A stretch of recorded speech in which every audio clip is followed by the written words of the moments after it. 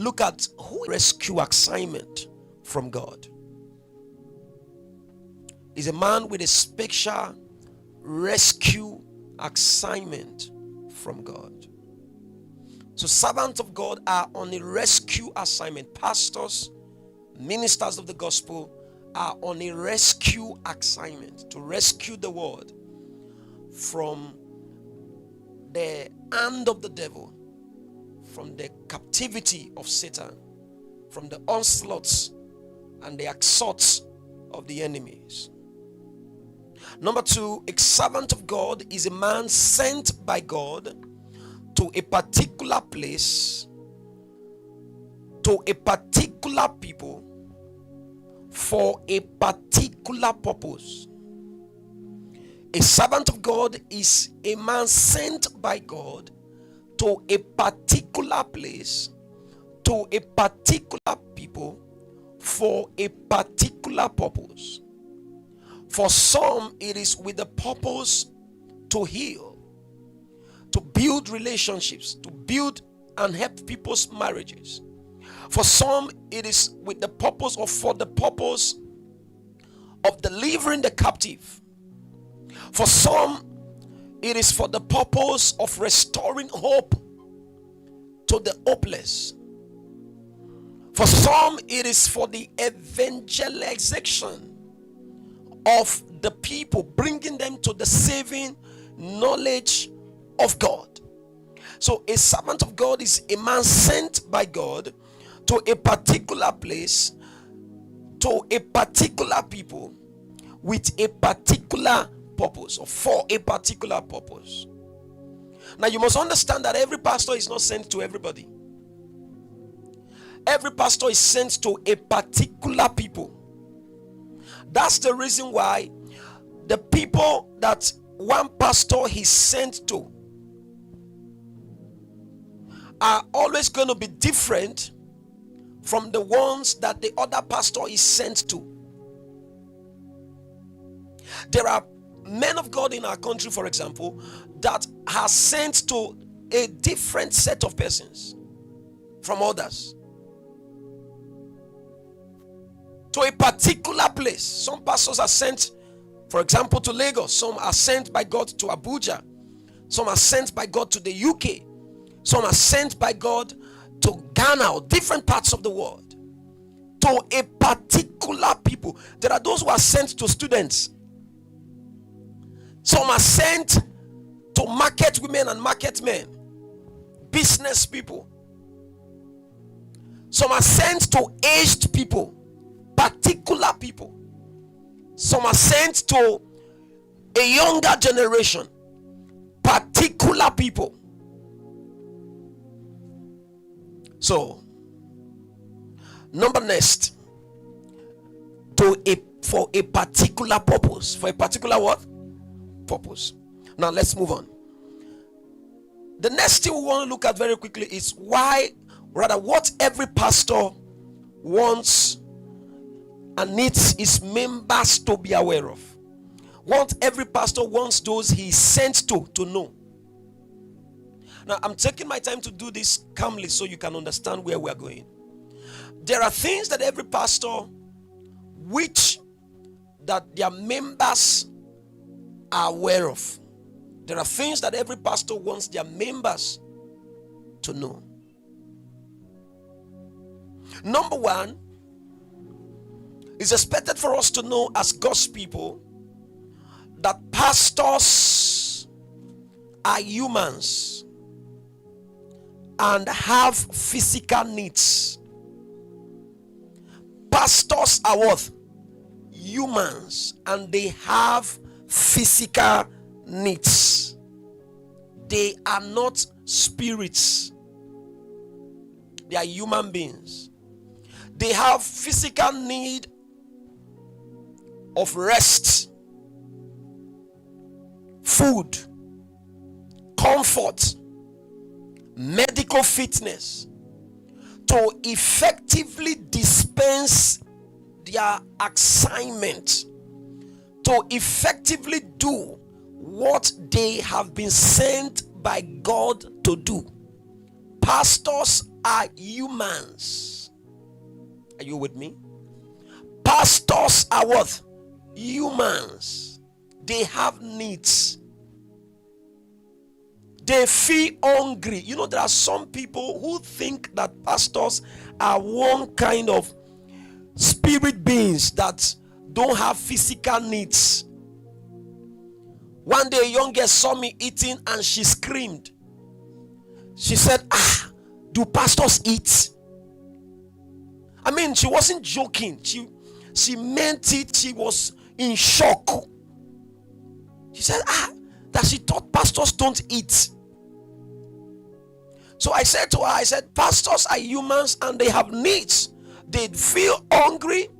They feed. They need rest. They need food.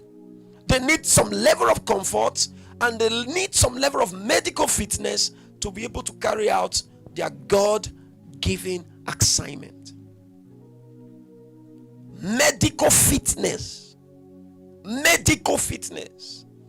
There are many pastors who have died and could not fulfill their assignment because of health issues. And they developed these health issues because they were busy doing ministry, attending to people who were not attending to them. They were busy attending to members who were not bothered about their well-being and their physical needs. I had an English teacher whose husband died as a pastor. He was doing 100 days all night and fasting. And on top of the 100 days all night and fasting, he was counseling people. You know, some members are devils. They are even more devilish than the devil himself. The man is fasting, the man is doing all night. They are still coming for counseling and for prayers. I'm going to talk to you. Listen up. And those watching online, listen. They didn't bother about the man resting at all.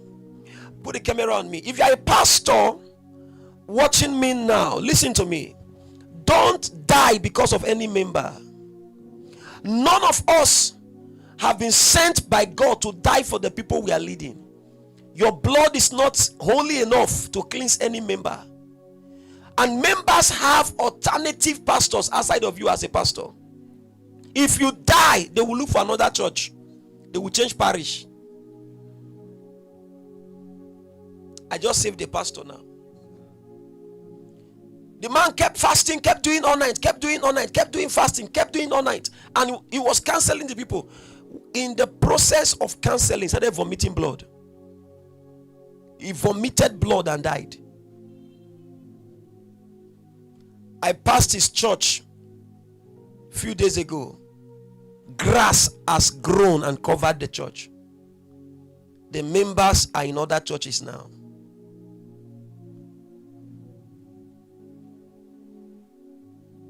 Pastors are humans. They have emotions. They have feelings. That's why I'm against those who bully pastors. I'm against anybody who drag pastors. I'm against anybody who bring pastors online and tear them in pieces. Yes, there are pastors amongst us that have some excesses and have some kind of lifestyles that may not align, but that is not for anybody to generalize pastors and attack them in such a way that many pastors get into trauma, get depressed, and in most cases die of high blood pressure. There's a man of God that God saved in this country. They dragged him. They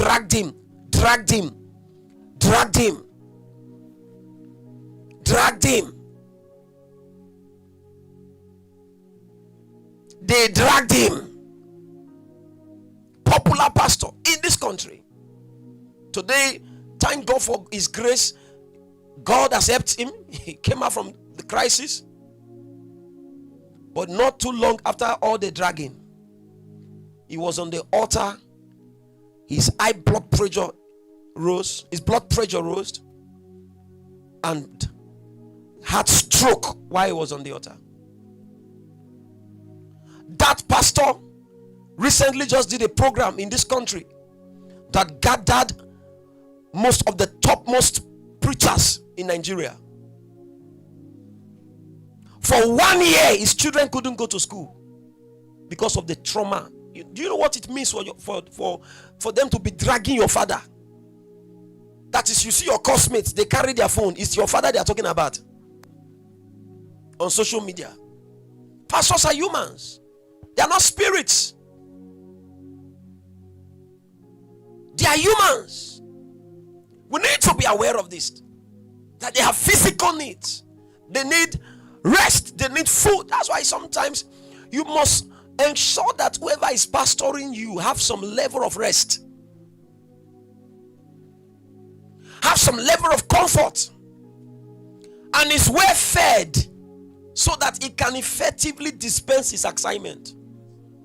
Last year, pastors who slumped on the altar are over 500 across the world. Pastors who slumped and died on the altar. Nigeria alone, the number is outrageous. Last 2 years, the same thing. You just see a pastor preaching, he will slump and he will just die. One of them, I saw his wife. She came to preach in Port Harcourt yesterday, and I was, in fact, my memory just went back. Because I know how that pastor used to be very powerful in this country. He would preach. When that pastor preached, he's a preaching machine. We call him God's mobile blazing fire. Powerful man of God. He was preaching on the altar where he slumped and died. There was one I invited to minister with me alongside with GUC to minister in our church many years ago. He has a church in this Port Harcourt. Came back after series of programs. He had another meeting that was to start that very day. Came back from where he traveled to after preaching. Got to the house, preparing for service. He slumped. Rushed him to UPTH. He died. Pastors are human beings. While you are placing demand on them, be aware that pastors are human beings. They have physical needs.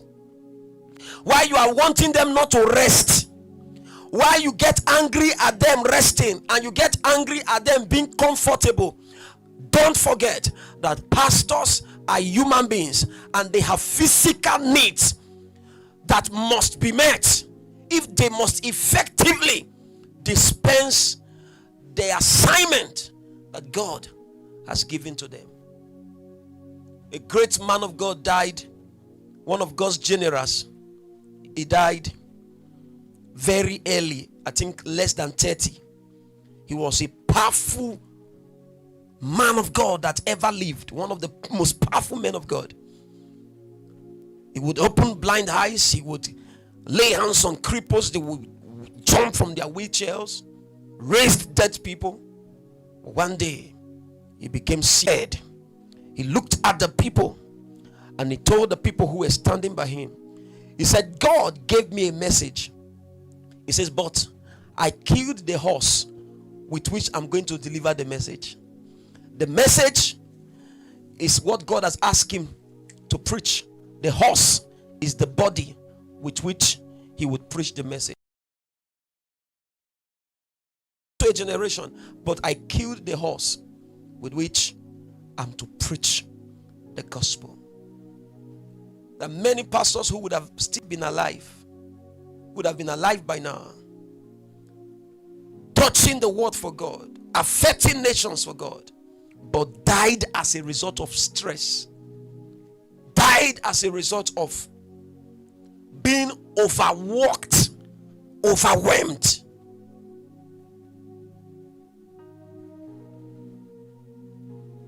I had a young guy who I used to preach for in Eket. I go to preach for him. Doing well in Church of God Mission. Was so stressed to the point that he will preach, have all night, he will still be preaching, no food, and members don't care. You see, we have a generation that has killed more prophets than the devil has done. Church members, so-called believers, so-called Christians have killed more pastors than Satan himself has done. Young man who I used to preach for became so extremely stressed, fell sick, and the next news I heard about him was that he died. Many of you don't know how often sometimes pastors go through stress, and in their stress they are reaching out to you. They are bleeding and also leading. Sometimes a pastor can be sick, yet members are not even bothered to know. In their sick state, members are still calling them. Pray for me, counsel me. And sometimes you finish counseling these people and they still go back to do what is in their mind.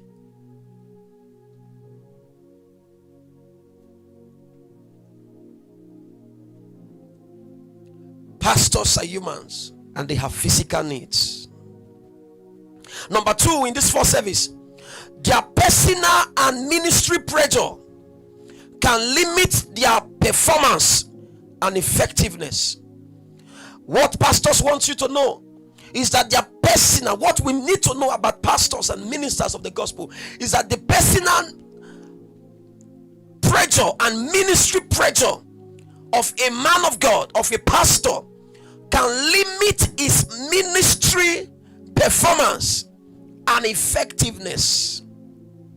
They can be weighed down by pressure and worries, which can eventually affect their assignment. They can be weighed down by worries. They can be weighed down by pressure, which can eventually affect their assignment given to them by God. Their personal and ministry pressure can limit their performance. Look here. There is no pastor that is more anointed than another pastor. The difference between the pastor with high performance level, the difference between the pastor with high impact and the one that has no high performance is their level of pressure. Is their level of worries.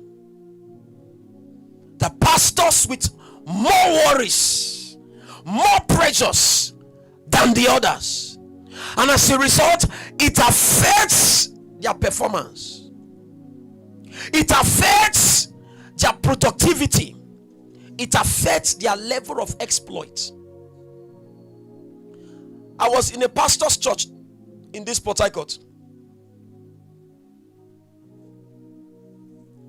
That pastor, if we would maybe say the word people used to say, is the biggest pastor in Port Harcourt. They just did a program in this January that passed, and all of that massive program where the whole city gathered. I was in his office to see him. While I was waiting to see him, something came up, and I saw his pastors.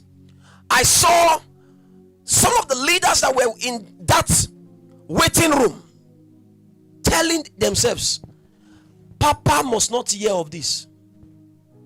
Papa must not be aware that this is happening. Let's take care of it immediately. I saw the other pastor quickly made a call across. The next one was calling the other person because they are building their permanent site somewhere around the airport houses. And one was calling and saying, go there now and get the problem solved. Papa must not be aware. There are many pastors that are too much aware of some things they should not be aware of, that is affecting them. You don't know how negative the impact is on a pastor when certain issues come up and they are allowed to face them alone. Ministry pressure. The pastors who can pay rent, the pastors who can pay church rent. Ministry pressure. The pastors who can fuel the gen in their church. Ministry pressure. You are thinking of the message you want to preach. You are also thinking of the fuel that is not in church gen. You are thinking of how you are going to impact the people, and you are also thinking of how church rent is going to be paid. And I tell you the truth, there's nobody who can perform and do better that way. Ministry pressure, personal pressure. A men of God that sometimes, because of the lack of care that they need, because of the lack of money in the house, wife is angry, children are angry. He's preparing message, the wife is looking at him and telling him, you just say God call you. So are you a man of God? Are you a man of God? So if they're talking about pastors now, will you call yourself that you're a man of God? The wife is angry. You see, I'm going to be very practical. I'm not going to hide anything from you, because one of the mistakes that we pastors have made is that we have made you not to know what we go through. Sometimes a pastor, we cry. I pastor pastors. I have pastors who submit under me. I mentor a lot of pastors. You see a pastor cry, weep on Saturday night because of trouble in the house. Children are dragging him, wife is dragging him. The time he's supposed to use to prepare message, he will use it to be crying and weeping and trying to settle issues in the house. There are some of you that I've spoken to here in this church that are daughters and sons of pastors. I've had some pastors' children tell me that God forbid they will never marry a pastor. How many of you have ever had such thing before? I will never, because you members don't see what they see at home. Only pastors' children and pastors' wife knows what they go through.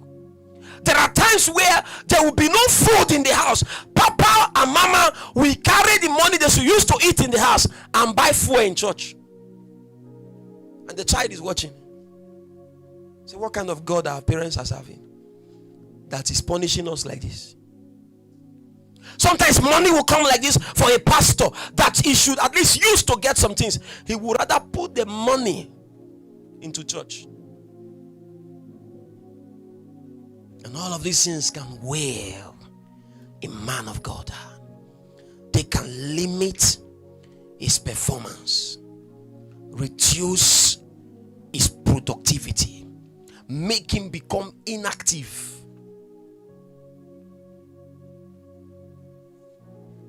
I was in that pastor's office and I said, no wonder this man will just lift his hands, people will fall. No wonder when he comes to preach, he preaches with ease. He's not worried about generator. He's not worried about fuel. I can tell you sincerely under God, and everyone who cares to know, hear this. Ranging from Bishop David Oyedepo and any big pastor you know in Nigeria today, I can tell you that the reason they are doing well, there are people attending to their needs. There are people, there are things that are not allowed to be worries to them. There are things that the members, the people who understand kingdom partnership, don't allow to bother them. Their cares are taken care of.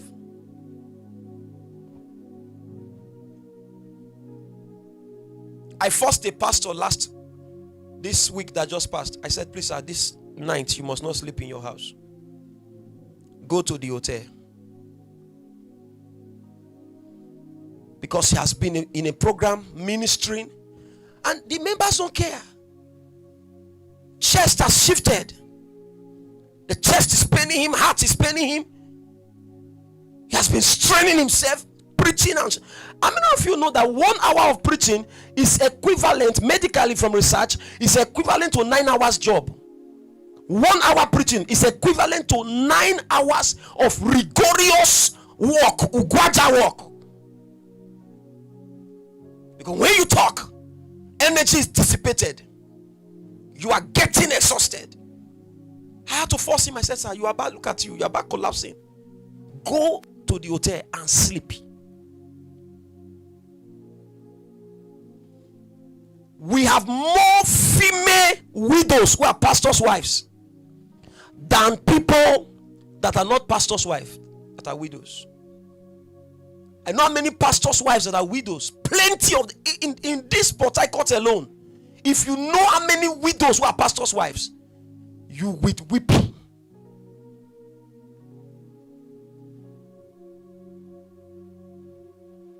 A pastor just came from an all night. They called him that the member is in labor, she cannot deliver. He rose from where he was wanting to sleep, got on Okada, and was rushing to go and attend to the member, pray for the member. While he was trying to run and beat the hold up, Okada carried him on that trailer and died. On his burial day, that family, after they laid him to rest, they were eating rice. On the burial day, they ate rice. They were drinking and celebrating. Church is quiet. There are fears that weighs pastors down. A worried pastor cannot preach an effective message. There's a level of rest, there's a level of worrylessness that a pastor needs to hear God. You think hearing God is cheap?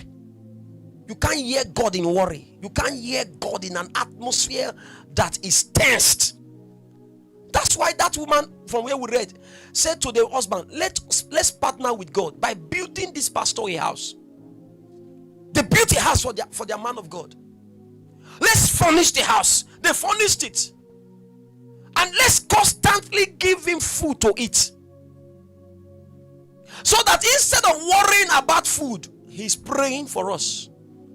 Instead of being worried about rent, he's studying his Bible. You know what happened in the New Testament? The apostles, they said, if we allow this worry, these complaints of the widow saying they are not being taken care of to affect us, we will not be effective in our work. So he said we will give ourselves to prayers and to the ministry of the word while we appoint people to take care of these worries. The apostles were effective because they were less worries that they had. They had less worries. You don't understand what I'm talking about. You may not understand until you are a pastor and where you are preparing message. Or do you know that some pastors, before they come on the altar, they've been drained of every message they prepared. The anointing that came with them to church has left them. Because as he's seated, somebody will come, Papa, the gen is about to off. There's no fuel. Another person comes and no drumstick. And before you know, everything he came with, the auction dies. I heard about one of our fathers in the faith that has the biggest church and universities everywhere. Once Papa is seated on the altar, you don't tell him anything. Once Papa sits on the altar, you don't talk to him until the service is over. Because there are worries that disconnect a man of God from hearing from God. Now, the next thing I'd like us to understand is this as we get ready to tie it up in this first service, is that the well-being of their wives and children is vital to their ministry success. The well-being of their wives and children is vital to their ministry success. It's vital. Elomon Galnitovro Nedesh Zenotakia. Can I say this to you? The greatest gift that God can give to any church is the gift of a pastor's wife that does not worry him. It's a gift of a pastor's wife that helps him fulfill ministry. And this can only happen when the wife, it's okay, and the children are what? Are okay.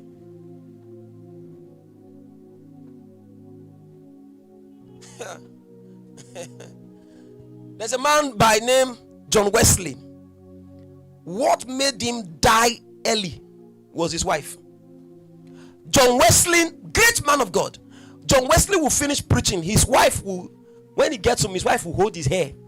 And he has long hair, he's a white man. His wife will hold his hair and drag his hair on the ground. Drag him on the ground with his hair. Because the wife is angry. Too many things are not in place. Put the camera on me. Let me talk to pastors like myself. Never do ministry at the expense of your wife and children, because they are your first church, and you will account for them before you will account for the church you are pastoring. The wife of John Wesley will drag him on the floor. A pastor's ministry ended in this Port Harcourt. The church closed till today. The wife told the pastor, "Sir, we close this church." What did she do? She came up one morning because things were not happening and the pastor wasn't bothered. He was just relaxed. Came up one morning and then went into the altar. When service was on Sunday morning, the pastor's wife entered church with nightgown, got to the altar and raised the nightgown up, stripped naked, and was cursing the church. People jumped. Some people flew through window, broke their legs. Blood of Jesus, blood of Jesus. The church ended. The pastors who their wife, one pastor told me how the wife beat him up, fought him, dragged him. The well-being of your pastor's wife, the well-being of his children is important to their ministry success. They should be okay so they can make him okay.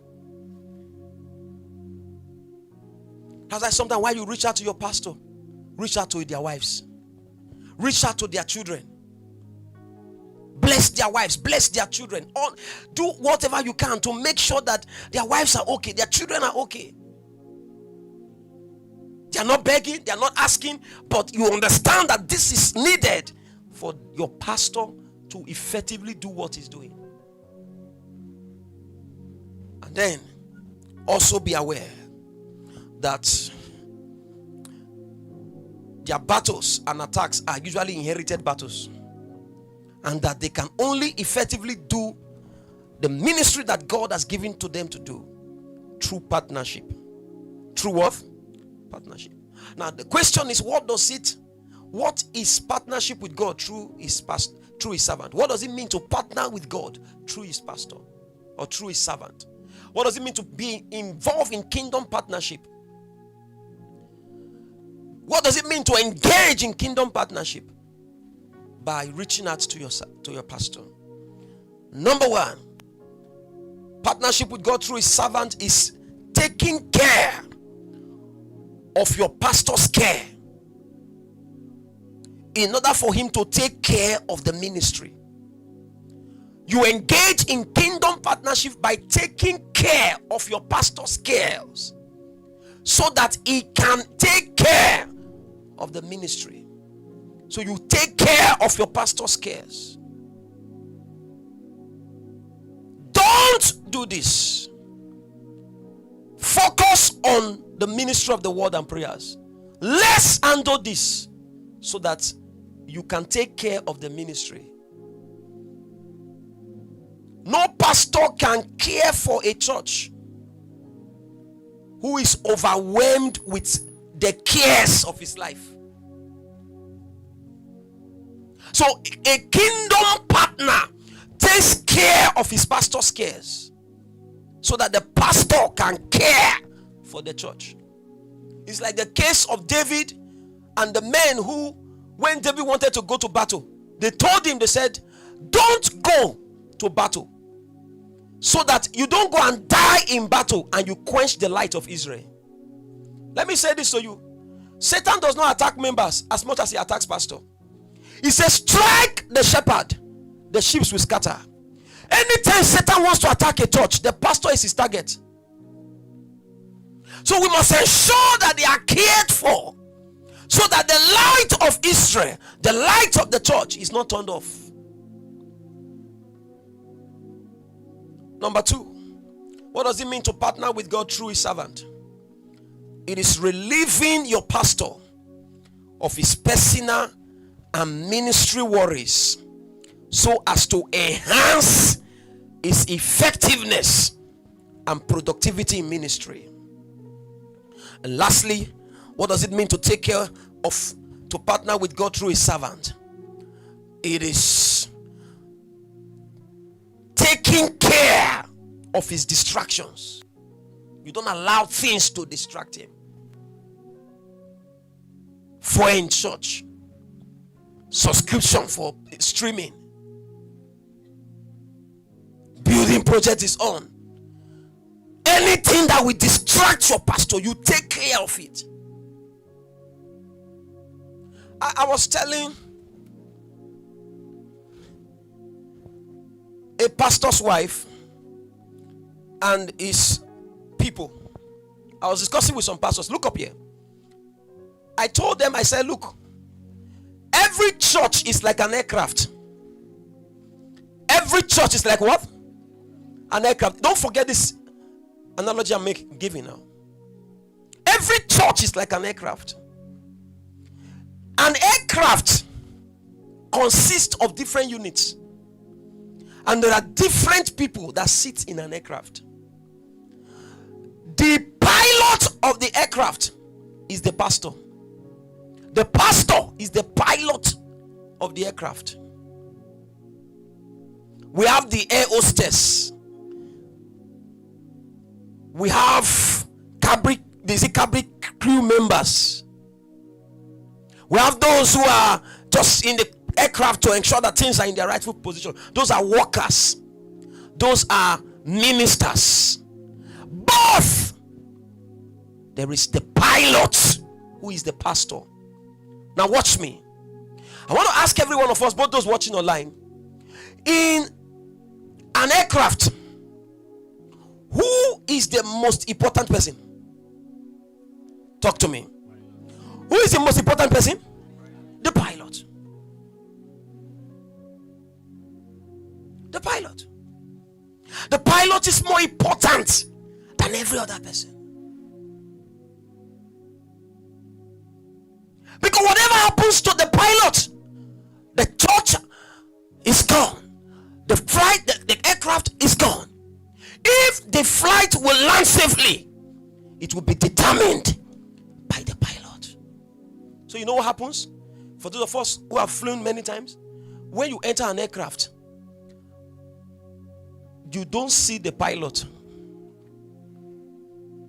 An aircraft is, a flight cannot be on, or an aircraft cannot be flying, and then you see a pilot coming to eat, joke, play, and then he leaves where he sits. He runs to the back to go and flush toilet that somebody used. You know, the toilet is usually at the back side of the aircraft. Is that true? A pilot is not the one who goes about serving food to people, you know, like the air hostess would do. Do you need tea and coffee? He sits in his section, and then they cover. Once the flight takes off, they will shut the door against the pilot and his co-pilot. The reason is this: he must not be distracted, so that the aircraft does not head for a crash. They shut the door, he's left alone, and then he focuses on the flight. There are too many pilots that are exposed. That's why we're having too many air crashes. There are too many pilots that are distracted. Too many pastors pastors that are distracted by human needs, distracted by pressure, distracted by challenges, distracted by ministry worries. That's why many churches are not having a safe flight. There are things your pastor should not be bothered about. There are things that the pilot should not engage in, because it will be at the expense of the flight. Let me tell you the truth. Whether you like it or not, there's anybody to protect in your life. And no, say, it's not you, it's your pastor. Because your pastor is your pilot. There's anybody, I was coming from Delta State yesterday. I traveled, I went to preach, and I didn't drive, I used the public transport. The driver drove to a particular place and stopped. He said the guy in front should come down and go to the back. So the guy said, for what? He said the guy is sleeping. And as he's sleeping, he said himself will start sleeping. That it's not safe for him, because the guy was actually sleeping and hitting him and all that. And sleep is contagious. So I could, from where I was sitting, I was seeing the driver's eye inside the rear view mirror. I say, hey, we are in trouble. His eyes already becoming red. He said, you want to make me sleep? So the guy said, what nonsense is that? This is an insult. How dare you ask me to go back? The driver said, no challenge, but be aware that whatever happens, you are the one who endangered people's life. He said, you sitting here, you are endangering the life of everybody. I said, Stanley, who sent you not to drive? And we're going. I said, the blood of Jesus, Lord, help us until we get safe. There are too many pilots that are distracted. Too many pastors that are distracted. Let's keep our pastors alive. Let's keep our pilots awake. Let's make sure our pilots are not distracted, so that our flights can have a safe landing.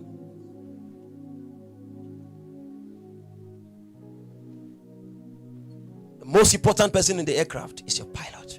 The most important person in your life is your pastor. He's the one who prays for you. Sometimes you are sleeping, he's awake praying. He fasts for you. He takes bullets for you. He's the one who hears God for you. He hears God to come and tell you the mind of God on a Sunday morning.